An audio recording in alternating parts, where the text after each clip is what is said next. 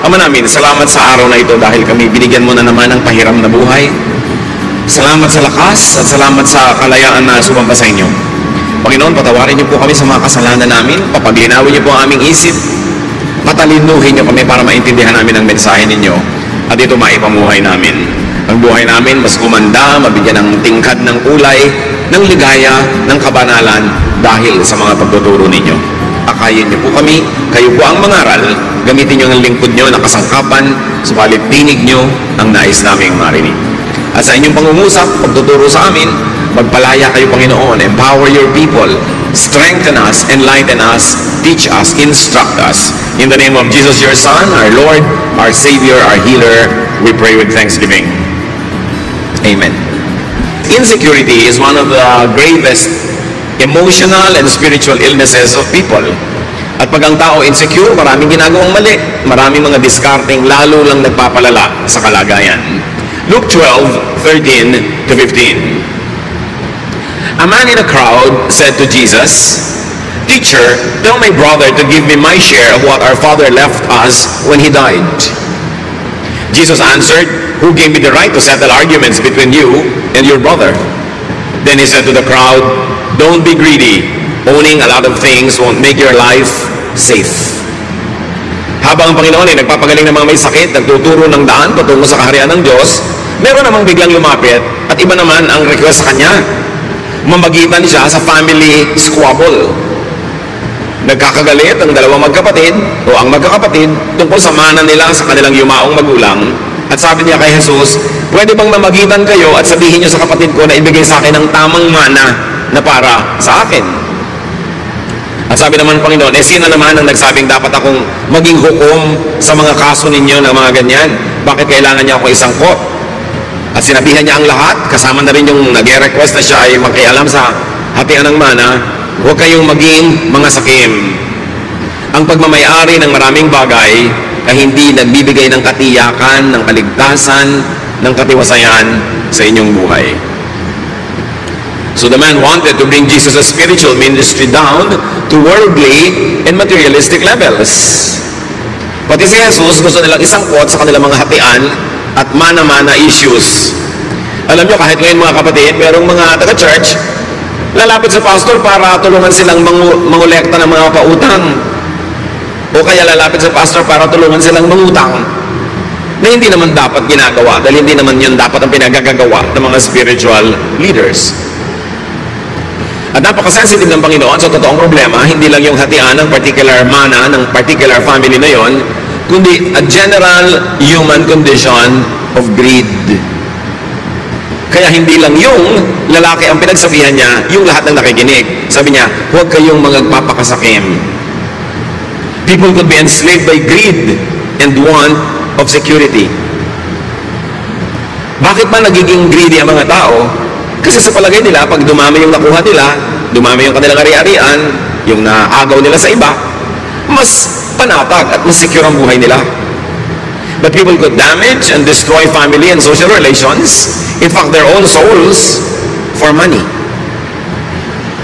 Hindi na naman natin kailangan lumayo sa mga sarili-sarili nating pamilya, kumisan, mga kapitbahay, kaibigan, kamag-anak. Nangyayari yan, nagkakawatak-watak ang mga pamilya, nagkakaaway-away, minsan nagkakapatayan pa dahil sa manahan at hatian ng mana. But the real problem here was exposed by Jesus. It is insecurity. People become greedy because they think that they have to protect themselves so that they could be more secure. But the real problem is not only insecurity but also ignorance on how to be secure. The problem is looking for the wrong solutions to insecurity, and that is by having more. Sometimes at the expense of being godly, at the expense of our relationships with people. The problem is looking for the wrong solutions in the wrong places.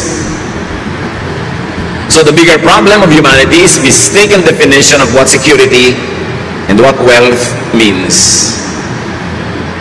How do you define security? May mga magulang ang i-define nila na security para sa mga anak nila, kailangan ang mapangasawa mo mayaman. Kailangan may magandang trabaho o may magandang negosyo Never mind kung hindi naman mahal. Never mind kung pangit pala ugali ng pinakasalan. Financial security lang ang iniisip.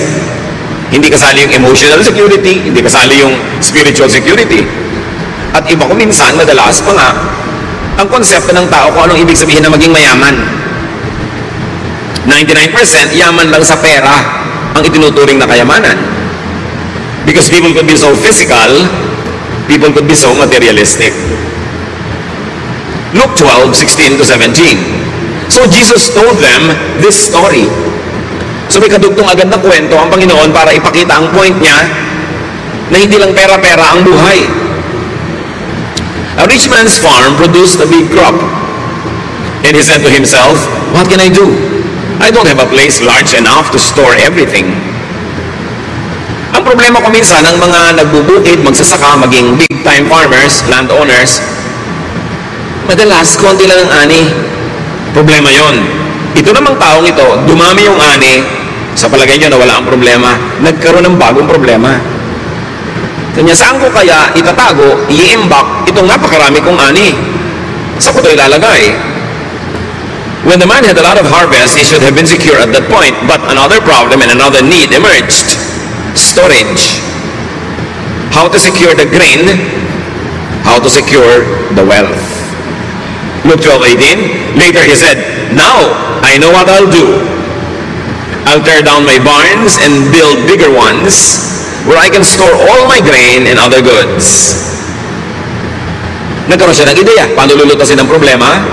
Wawasakin niya yung maliit niyang kamalig o storehouse at magpapatayo siya ng mas malaki kung saan niya ilalagay yung kanyang maraming ani. But you know what construction is? It is stressful. Subukan niyo magpagawa kahit ano. Stressful yan. Nagkakaproblema ka sa manggagawa. Kung may contractor ka, madalas magkakaproblema ka rin sa kanya. O nagkakaproblema siya sa iyo. May problema ka sa supplier, may problema ka sa lahat ng bagay. Stress. Luke 12:19. Then I'll say to myself, "You have stored up enough good things to last for some years to come. Live it up. Eat, drink, and enjoy yourself." Now the man feels secure enough, or at least he thinks so. Sabi niya, at patapos ko maipagawa ang malaking lalagyan, magre-relax ako, magpapasarap. At sasabihin ko sa sarili ko, mag-enjoy ka. Luke 12:20 to 21. Pero may problema na naman eh. But God said to him, "You fool, tonight you will die. Then who will get what you have stored up?" This is what happens to people who store up everything for themselves, but are poor in the sight of God. Maganda na sana ang takbo ng kwento, nakakita na siya ng solusyon, magpapalagawa siya ng malaking kamalig, isang malaking taguan ng kanyang mga bagong ani, at sabi niya, matagal-tagal din ako magre-relax kasi marami akong naipon. Pero sabi ng Panginoon, alam mo, mamamatay ka na ngayong gabi. Pabihira naman bad news, no? Mamayang gabi na talaga, hindi next week. Mamamatay ka na mamayang gabi, sino ngayon ang makikinabang ng lahat ng pinaghirapan mo? At sabi ni Jesus, ganito ang mangyayari sa lahat ng mga taong sobrang nag-iipon, sobrang nagpapayaman, pero sila ay mahirap, maralita, dukha sa panukat at sa tingin ng Diyos. Ngayon, bago tayo magkalituhan mga kapatid, maglinawan muna tayo. Ang pagpaparami ng ani, ang pagpapalaki ng mga taguan ng mga ani, ang pagpapayaman, by itself, hindi masama. Madalas nga, mabuti yun. But in this particular case, of this particular man, yung pagpapayaman niya, naging mahirap siya sa tingin ng Diyos. In other words, marami siyang ginawa na hindi dapat ginagawa ng makadiyos na tao. Marami siyang pinabayaan, marami siyang nilabag ng mga kautusan ng Diyos para lang siya yumaman. Kaya kahit yumaman siya materially, lalo siyang humirap sa tingin ng Diyos. At mabuti magkalinawan tayo mga kapatid, may mga yumayaman, pero hindi naghihirap sa tingin ng Diyos kasi sa pagpapayaman naman nila, hindi sila gumawa ng masama. Hindi sila nagpahamak, hindi sila naging sakim, hindi sila nang agaw. Kasi remember, ang context ng kwento na ito ay yung agawan ng mana at yung pagsasabi ni Lord na hindi nadadaan sa mga nakukuha mo, napupunta sa iyo, ang ikabubuti mo. So obviously, ang context ng kwento ng taong ito ay marami siyang ginawang hindi maganda para lang yumaman. Naging mahirap siya tuloy sa tingin ng Diyos, kahit sa tingin ng tao mayaman siya. Pwedeng dinaya niya ng sweldo ang kanyang mga manggagawa. Pwedeng nilamangan niya ang kanyang mga kapatid, baka inagaw nga niya yung lupa na yon sa manahan. Kung ano man yung dirty tricks niya. Pero yung yumaman ka lang, lumaki ang iyong ani, nagpagawa ka ng maraming bangan, by itself cannot be bad. Pero may paraan ng pagpapayaman na masama. At yun ang tinutukoy dito. So maganda na sana ang plano ng taong ito, pero yung pala, God has other things in His mind. The man was feeling secure, but God thought otherwise. He thought that the man had all the reason to be insecure, because this man is going to die soon, unprepared to meet his God. At maaaring hindi lamang ibang tao ang dinaya ng taong ito sa kanyang pagpapayaman, pati ang kanyang sarili. Paano madadaya ng isang tao ang kanyang sarili sa pagpapayaman? Kung sobra siyang nag-alala, tumaas ang blood pressure, lumaki ang puso, nagkaroon ng sakit sa puso, naging hypertensive. Kung sa pagpapayaman niya, sobra siyang na-stress, tumaas ang sugar levels, naging diabetic. Kung sa pagpapayaman niya, nagkaroon siya ng mga ulcers dahil sa stress, dahil sa pagpapabaya sa kanyang kalusugan. Kung sa pagpapayaman niya, maraming nagalit na pwedeng patayin siya mamayang gabi dahil galit sa kanya, nadaya niya ang kanyang sarili. Dahil ang dali-dali na payamanin ang bulsa pero pahirapin ang espiritu, pahirapin ang kaluluwa at isuong ang sarili sa panganib. At inulit ng Panginoong Yesus sa kwentong ito ang isang katotohanan that the length and continuation of His life is not determined by His wealth.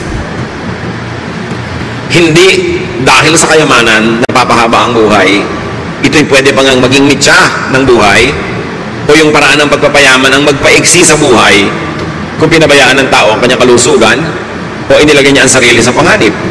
His wealth gathering could have even endangered and shortened his life. It could have blinded him to what was more important to secure, meaning his spirituality, his eternal life, his eternal standing with God, and his heavenly wealth.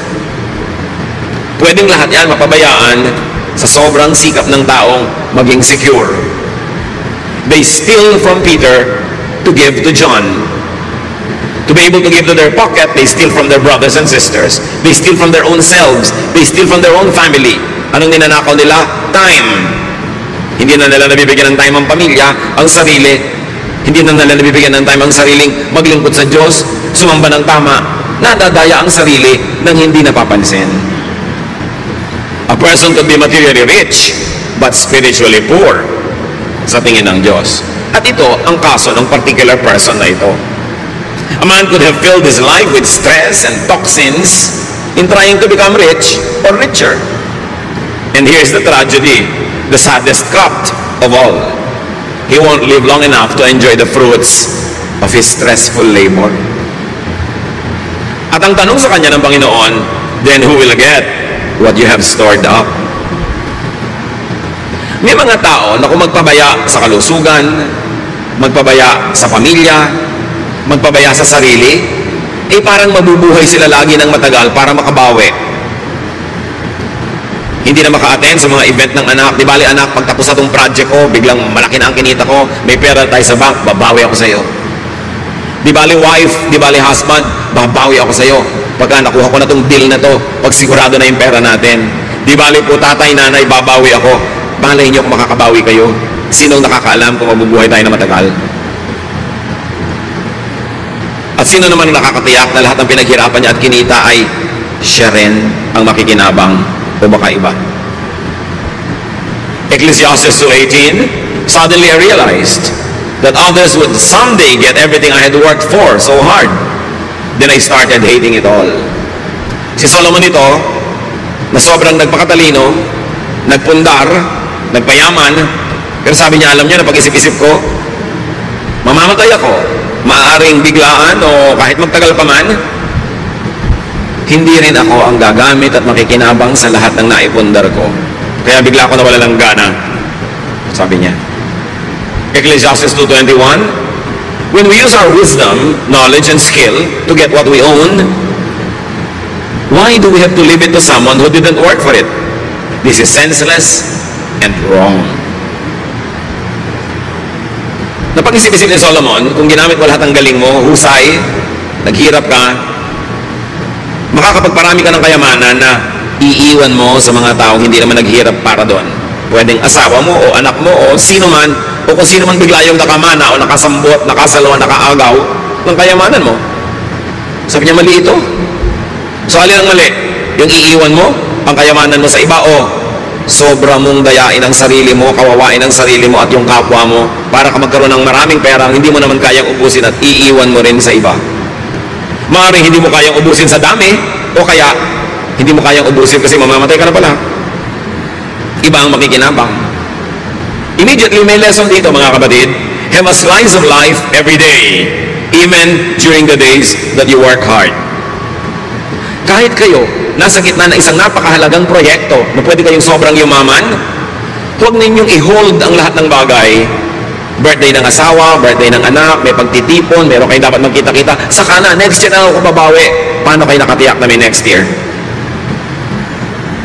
Kaya dapat araw-araw, linggo-linggo, buwan-buwan, iniaagaw yung kasiyahan, yung pag-enjoy, yung pagiging mabuti, maibigin, mapagmahal, thoughtful, laging isinisingit, kahit busy-busy kayo na nagpapayaman at sinasabi nyo, di bali, matapos lang ito, mag-enjoy na tayo. Eh kung yun nga, binawian ka bigla ng buhay o kaya sila ang binawian ng buhay. Kaya dapat huwag ipagsapalaran ng ganung mga halagang bagay. Laging isingit. Huwag kayong ipon ng 10 taon, tipid ng tipid, hirap na hirap para magkaroon ng grand vacation after 10 years. Eh kung ika-9th year, kayo biglang natigpak. Paano? Siyempre, kung may asawa kayo, nabiyuda siya, tuloy ang biyahe. Iba na lang nga ang kasama.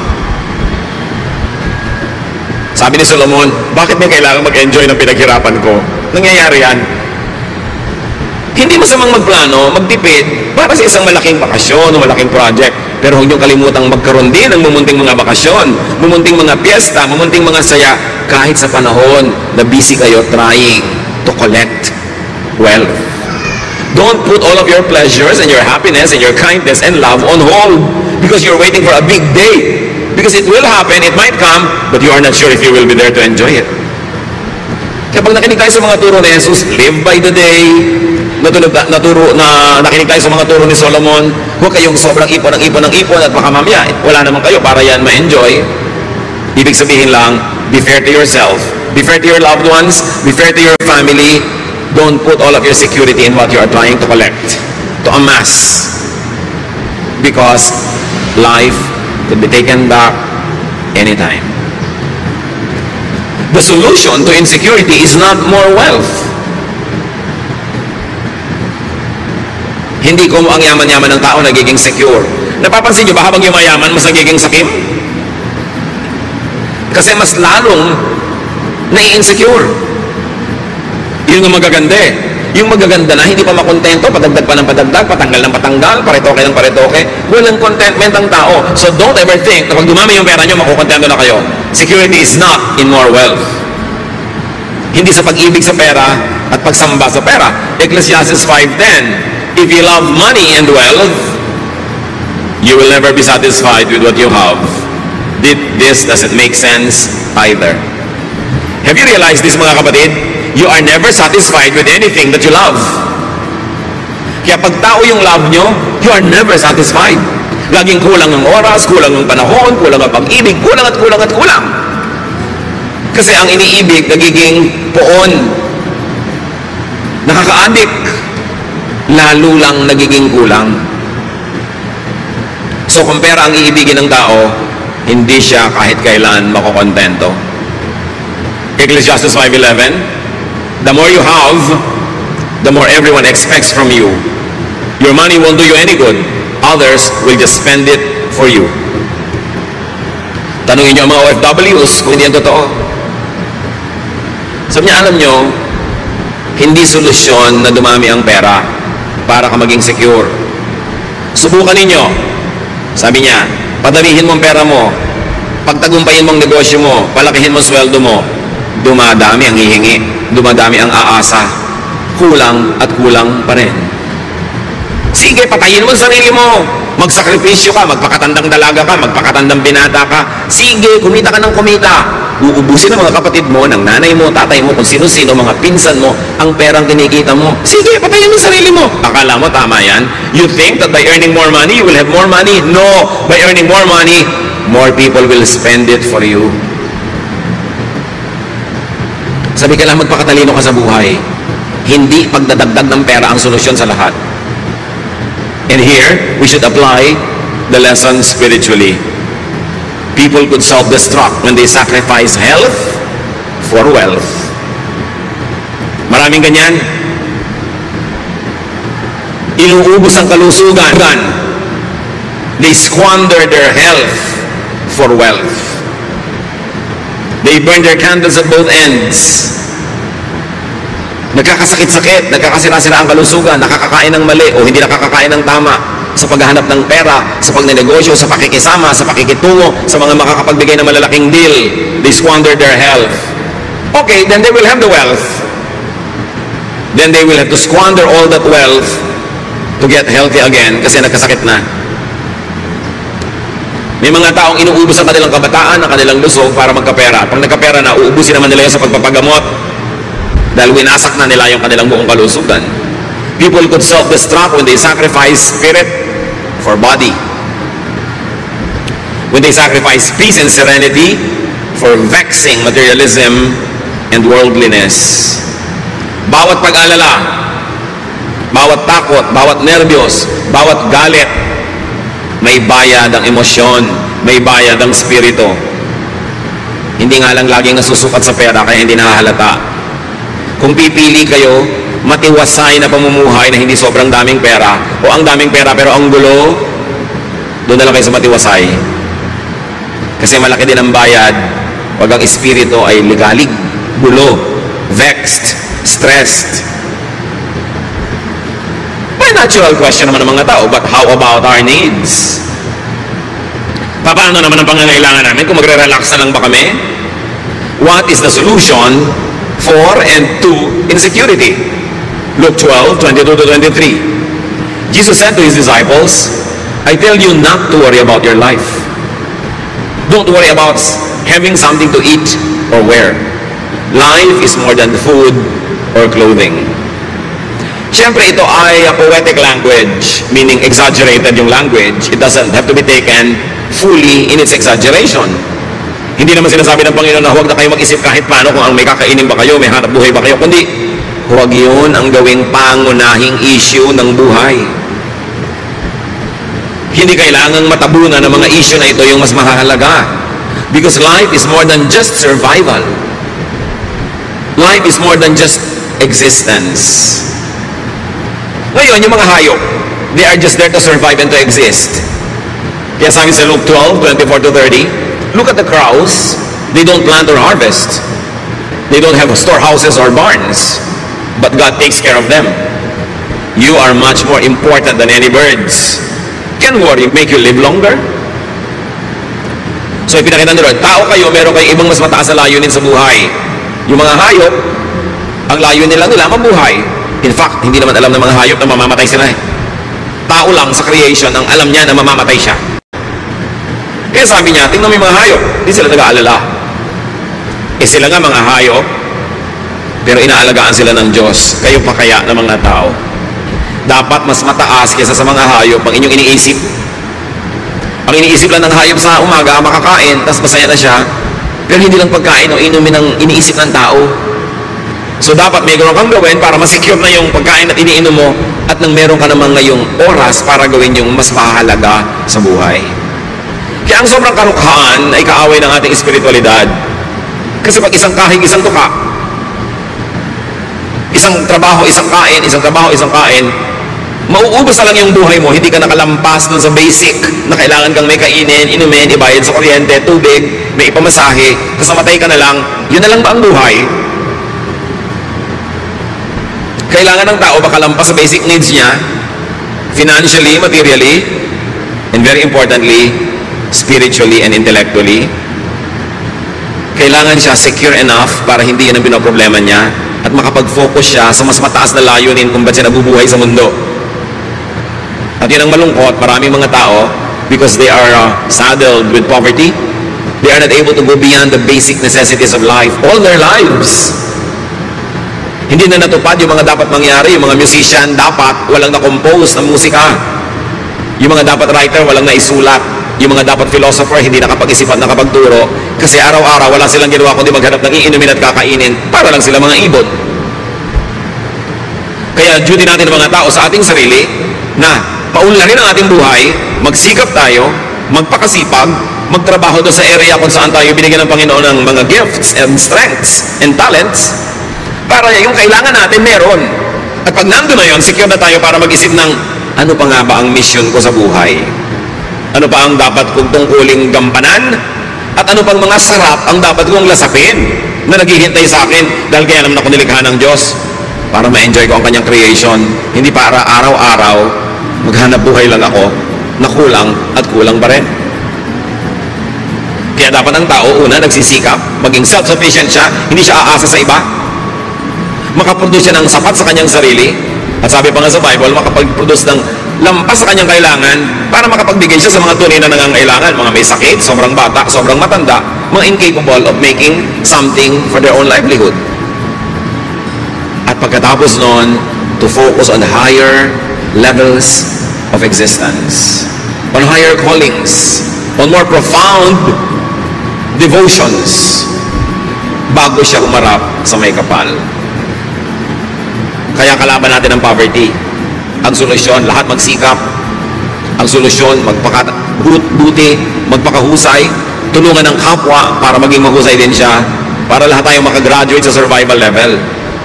Nakakalungkot, alam nyo yan, marami mga tao mula isilang hanggang mamatay, isang kahig, isang tuka. Hindi natupad ang napakaraming magagandang bagay na mangyari dapat kasi inalipin ng karukhaan. Maaaring karukhaan na minana niya at mga karukhang inimbento na rin niya para sa sarili niya dahil wala siya ganap na ginawa para matakasan niya yon sa kanyang sariling panahon. Verse 26, Luke 12. If you don't have power over small things, why worry about everything else? Look how the wildflowers grow. They don't work hard to make their clothes. But I tell you that Solomon with all his wealth wasn't as well clothed as one of these flowers. God gives us beauty to everything that grows in the fields, even though it is here today and thrown into a fire tomorrow. Won't He do even more for you? You have such little faith. Don't keep worrying about having something to eat or drink. Only people who don't know God are always worried about such things. Your Father knows what you need. Magkakakonekta itong mga teachings na ito ni Jesus tungkol sa greed, security, tungkol sa sense of security, sense of meaning. May kahulugan lahat. Kailangan, hindi lang sa material na bagay ka nakatuon, pero para ka makalaya sa pagtutuon sa material na bagay, dapat ma-meet mo na yung mga basic needs mo. Then lalaya ka na, then higher needs naman. But in all levels of society, rich or poor, man's usual worry is material security. Hindi ko mamayaman ng tao, secure na. Kaya mga yumayaman na, ayaw tumigil pa magpayaman Kasi mas nai-insecure. Mas natatakot bumalik sa hirap. Mas nagkakaroon ng mga phobia. Ang solusyon nila, maging greedy. Hindi naman lahat. Pero madalas ganon. Man's usual neglect is spiritual security and wealth. Ano po ba ang spiritual wealth? Magkano yon? Hindi nga yun dinadaan sa pera. Ang kayamanan ng materialistic na tao, pera, ari-arian, bagay. Ang kayamanan ng spiritual na tao, peace, kapayapaan, katiwasayan. Ang kayamanan ng espiritual na tao, yung kagandahang asal, kagandahang loob. Yung iba naman, kaya nag-aasal hayop, kasi nga trying to survive. Pag hindi sila ng aga, wala silang kakainin, nag-aasal hayop tuloy. Kaya mo sinisikap, umunlad, maging mariwasa, para hindi ka kailangan mag-asal hayop, hindi ka kailangan makipagkagawan, hindi ka kailangan makipagtulakan. You can afford to be ethical, you can afford to be giving and forgiving, kasi meron ka naman. That's why it is doubly wrong for rich people to steal. Yung mahirap na tao, kailangan nakawin yung gamot na igagamot sa nanay niya, kailangan nakawin yung pagkain ipapakain sa anak niya, bagamat hindi tama at hindi maganda, at least mauunawa mo, nagnanakaw kahit gutom. Eh yung bundat na nagnanakaw pa, anong pang-unawa ang kailangan mo doon? Busog na, halos umaapaw na sa lalamunan yung kinakain niya, gusto pa kunin pa rin yung pagkain ng iba. Ang yaman na, patuloy pa rin sa pagnanakaw. That's doubly wrong. Because it's doubly wrong for a rich person to steal when he has no longer any need. Nanineglect ng tao ang kanyang espiritu dahil sa kanyang sikmura. Kaya dapat, pagsikapan yung sikmura, ma-secure, minimum, para may iba naman siyang naisip sa buhay na dapat gawin. Luke 12:31, sabi ng Panginoon sa pagpapatuloy, "But put God's work first, and these things will be yours as well." Sabi ng mga ibang popular versions, unahin daw ang kaharian ng Diyos at ang lahat ng ito'y mapapasayo rin. Seek first the kingdom of God, and all this will be added to you. Ang tanong, what is the kingdom of God? Ano yung dapat unahin na kaharian ng Diyos at ang lahat ay mapapasayo rin? Ang sagot ni Jesus dito sa mga tanong na ito is, Jesus' answer is, first things first. God and God's work first. You want to be secure? Subukan mong unahin ang sarili mo, unahin ang bulsa, unahin ang mga material na bagay. Hindi ka masasecure kahit kailan, lalo ka lang magiging matakaw, magiging greedy, magiging needy. Kaya mga sobrang mahilig sa love and romance, laging nagiging needy and greedy and addict. Hindi nasasatisfy kahit kailan. Kasi mali ang pinaghahanapan ng security. Hahanap ka ng security sa kapwa mo tao lang, kapwa mo tao lang yan. Pwede yung magtaksil, pwede yung magkulang, o pwede yung biglang mamatay. Paano ka masisecure? Maghahanap ka ng security sa material things, so pwedeng nakawin ng iba, mabulok, mag-depreciate. Paano ka masisecure doon? Seek God first and His kingdom, and all this will be added unto you. And what is that? God's outward work through you. God's work, yun ang unahin.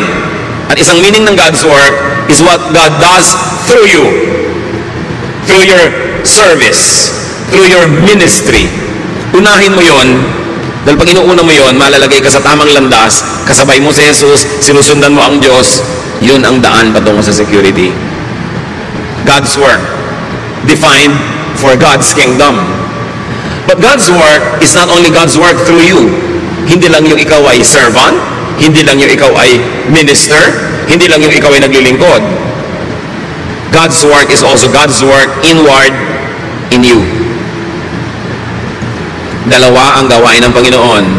Gumawa through you, through your service, at gumawa in you. Yung nangyayari sa iyong kalooban, sa iyong espiritu, sa iyong kaluluwa, sa iyong pagkatao, maging sa iyong katawan. Unahin din yon. That is also seek first God's kingdom. Hayaan mong ang Panginoon ang magturo sa iyo, umakay, baguhin ang ating mga masasamang ugali, pagandahin yung magaganda ng mga ugali, lalo nang pagandahin pa yung makapaghari ang Espiritu ng Diyos sa ating puso na tayo nagkakaroon ng katahimikan, kapayapaan, contentment, godliness, joy. Unahin yun.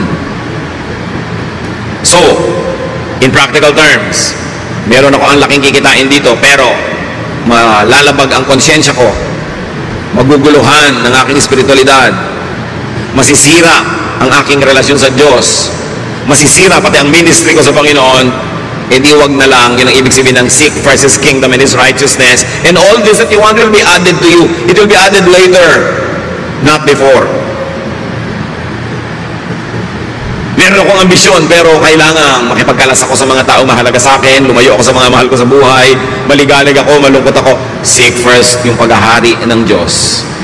Yung God's kingdom, hindi lang yun yung pupuntahan mo sa mga ulap-ulap pag namatay ka in the next life. God's kingdom is the kingdom of God inside your heart. Ang paghahari ng Diyos, hindi sa mga alapaap, kundi sa puso mo. Yun ang unahin. Kung sa maganda mong project, sa gagawin mong ambitious thing, kakailangan mong patalsikin si Jesus mula sa trono ng puso mo. At iba ang iluklok mo doon dahil may project ka, unahin mo na lang ang paghahari ng Diyos sa iyo. Doon ka masasecure. Huwag kang magpapadaya na magiging secure ka sa pagpapaalis sa Diyos sa buhay mo para habulin mo yung mga gusto mo. Marami ka naman pwedeng habulin, nakasabay mo ang Diyos, tinutulungan ka pa niya, tinutulak ka pa sa paghahabol mo para ka mapabilis. Bakit ka maghahabol sa mga bagay na maglalayo sa iyo sa Diyos? Lalo ka lang may insecure. At ibalik natin sa pera yung usapan. Ba't mo na ipagbibili ang iyong kaluluwa para sa pera? What does it profit a man to gain the whole world and lose his soul to the devil? Ito ang mga bagay na nalilimot ng maraming tao ngayon eh. Sobrang kasing secularized sa mundo, sobrang materialistic. Basta pera na, kahit Diyos kakalimutan, kahit ang pagiging maka-Diyos, isa sa isang tabi, kahit ang kapayapaan sa pamilya, isa sa isang tabi, inuuna yung ganung uri ng security. In practical terms, marami ng mga kapatid nakakalungkot.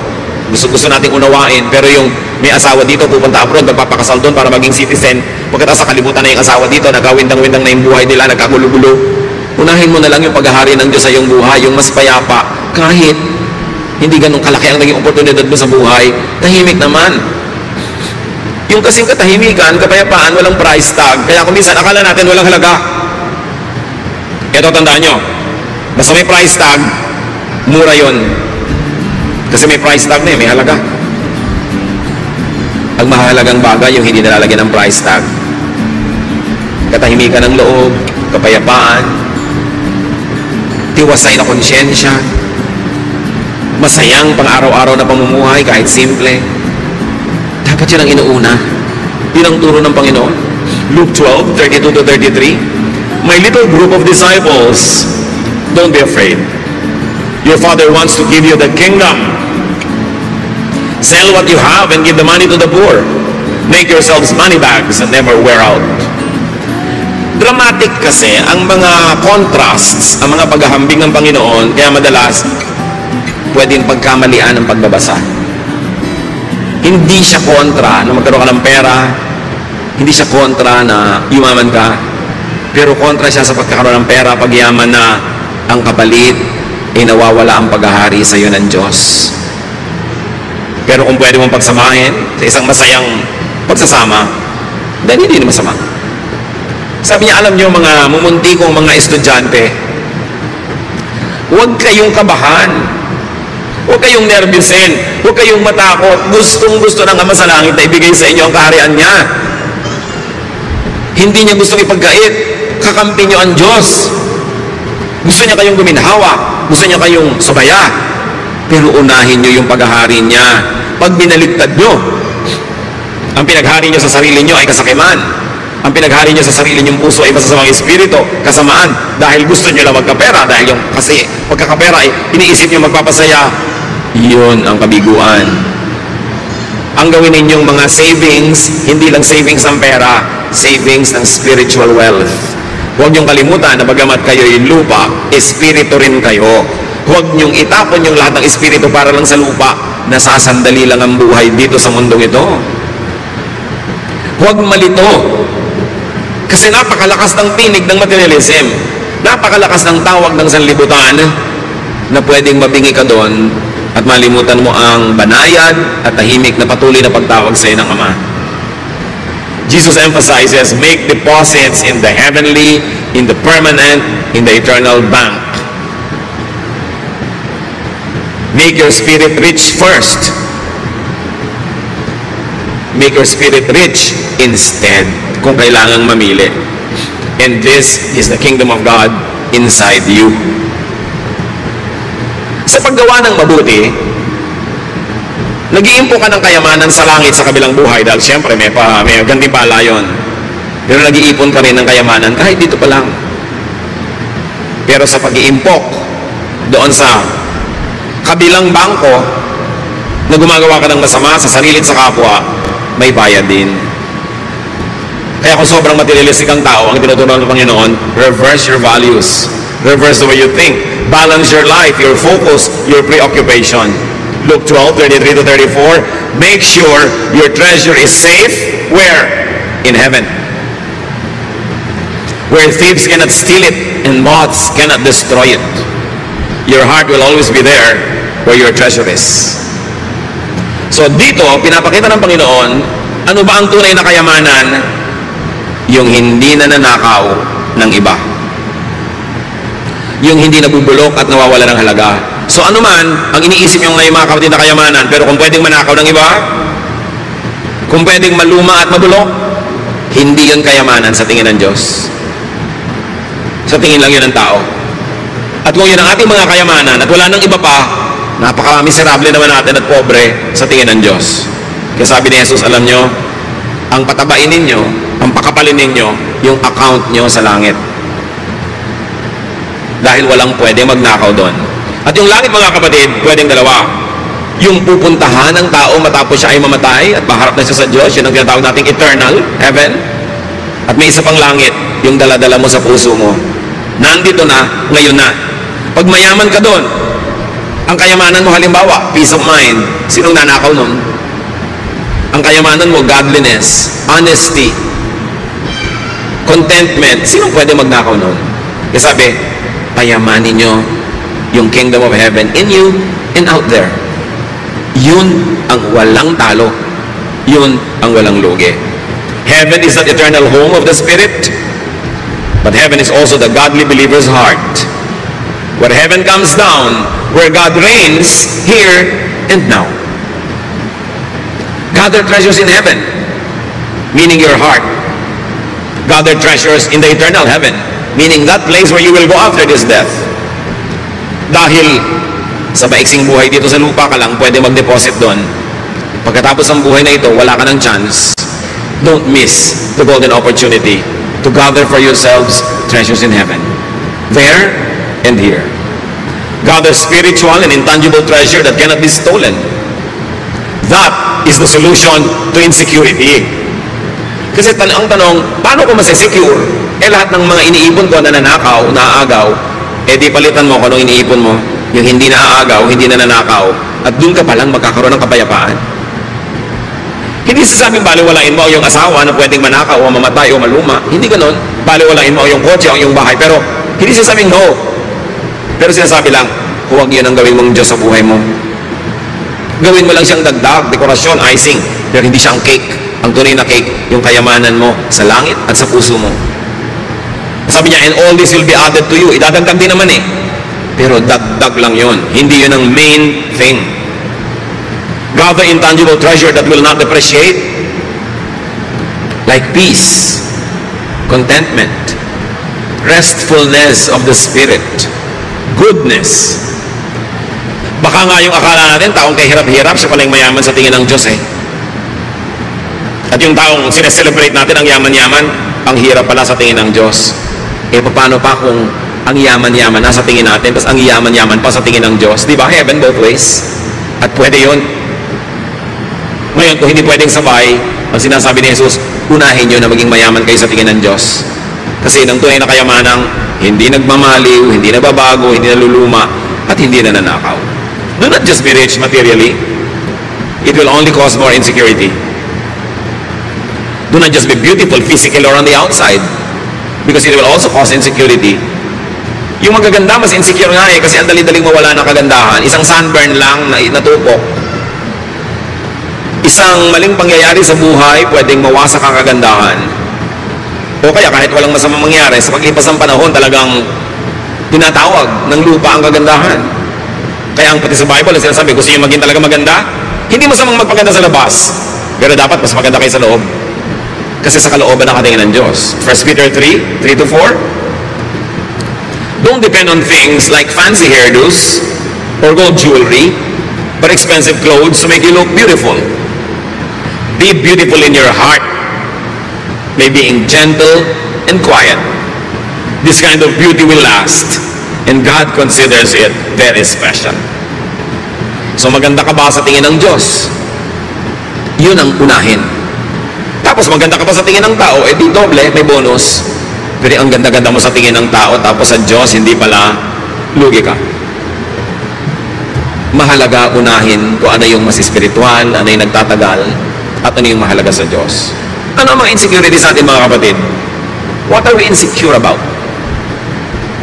Siguro, kaya tayo insecure, yung pinaglalagakan, sinasandalan natin ng security, nananakaw, nawawala, kumukupas. Gusto ng Panginoon, matahimik tayo, magkaroon tayo ng sense of peace. Kaya gusto niya, maiba yung pananaw natin kung ano ang mahalaga, kung anong pinapahalagahan. Be changed by the renewing of your mind, so that you may prove what God's will is, His pleasing and perfect will. Sinasabi sa Romans. Kaya mahalaga, kung nai-insecure tayo, tanungin nyo, bakit ako na-insecure? Kasi yung kinakapitan ko, yung hinahabol ko, hinahangad ko, iniingatan ko, nawawala, nananakaw. Hindi pala ito ang gusto ng Diyos na unahin ko. That's why you have to let go and hold on to things that are eternal and important. Dear God, we thank you for reminding us about what is truly important. Dahil mahal nyo kami, pinapahalagaan nyo rin kung ano yung mga gusto naming mumunting bagay sa buhay. Pero turuan nyo kami, Panginoon, unahin kayo. Unahin namin maging maka-Diyos. Unahin namin yung mga bagay na pinapahalagahan nyo para sa amin. Unahin namin alagaan ang aming espiritu, ang aming emosyon, ang aming kalusugan, kesa sa sobrang paghahabol sa pera, paghahabol sa tao, bagay na we are addicted to. Set us free from our addictions, O God, so we can really be truly free. At naman yung kapayapaan yung maghari sa aming buhay dahil ang pinahahalagahan namin yung mga bagay na hindi nananakaw, hindi naluluma. Pagbulay-bulayan natin mga kapatid ang kahulugan nito sa ating buhay.